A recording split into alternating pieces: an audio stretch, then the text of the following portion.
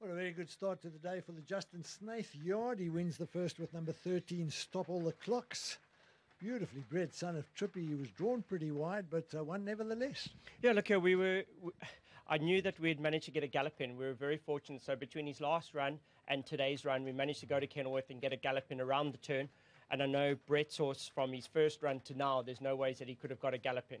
So I knew if we made it a bit of a testing race that we might just have the fitness to outlast him. That was our only chance because he's a very nice progressing horse. And I know he's got a long way to go in his career, talking about Brett's horse. If there's ever a time that we could maybe turn it on him, it would be today. But next time might not be so easy. So I knew we had a lot going for us today. Really well done to Richard. He rode a pearl of a race because it got a bit tight at about 200 out. So really well done to him. He's lucky he had enough horse just to hold the position. And to Nick Johnson, really well done. He's got some stunning 3-year-olds. And to Drakenstein, stunning mare. And obviously by Trippy. So very excited. I'm looking at, I remember her TikTok, she was pretty quick. So is this a speed horse, you think? I think so. Look, yes, he is. He's got quite a bit of pace about him, but I do think he will be able to go the mile. But we've got a long way to go with him. He's still got to tighten up quite a bit, and just looking, he's a horse that will be progressive. I believe you have agreed to chat to Fee after this race, so we'll find out more about Justin's horses then. Richard Fourie kicks off the day well, like I think you did the last time we were here. Well done. Thank you, Steely. Now, you had a wide draw. What did you do to overcome it? You look at his record, he was slow out his first time, got left 2 lengths, and last time a length out. So my main mission was just to bounce him, try and get him as close as I can.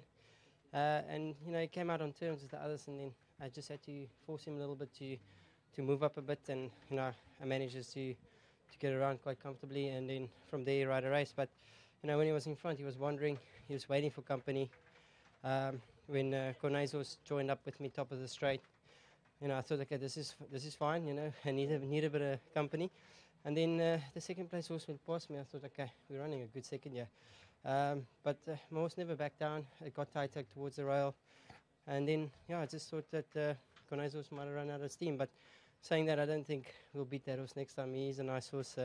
He looks the picture in the parading. But, I think with ours having 2 runs under his belt just made it a bit more easier for him. But I got to respect that second horse. He does look a good horse, and nothing taken away from ours. He's a fighter. I thought when it got a little bit tighter, he might want to chicken out of the gap, but he had nothing of that. And through the 200, I could feel him go underneath me, and then I could take it a little bit easier from there on in. But nice win. Definitely not a 1200 meter horse. The way his action is, he'll probably end up a miler. Okay. But yeah, he needs to just maybe tighten up a bit. He's a big horse. He's a bit bulky, but could be anything.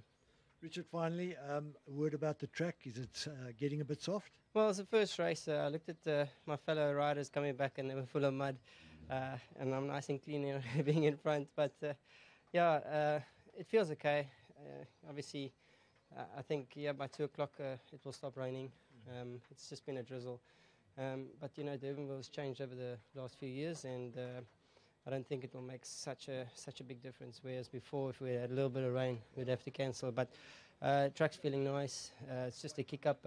Obviously this soil is still needing to do a bit of knitting work, but that comes with time. It'll take a few years before it to be like a magic carpet. But our training, our track manager is phenomenal. Track manager, the tracks are always nice, and he does a great job. Well said. Thank you. Oh, sorry. And then to Mr. Johnson, his family, and to the Horse Night team, well done. There we go, Richard Fourie. And I will say, as we talk, the rain has actually stopped, and let's hope it'll now move somewhere else for the rest of the afternoon. So that's it for race 1 from Durbanville.